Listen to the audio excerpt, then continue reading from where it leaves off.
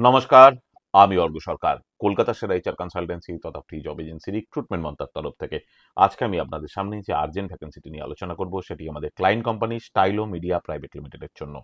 আমরা আমাদের ক্লায়েন্টের জন্য খুঁজছি ক্যাট-ক্যাম অপারেটর। এই ওপেনিংটির ক্ষেত্রে জব লোকেশন ট্যাংরা, কলকাতা।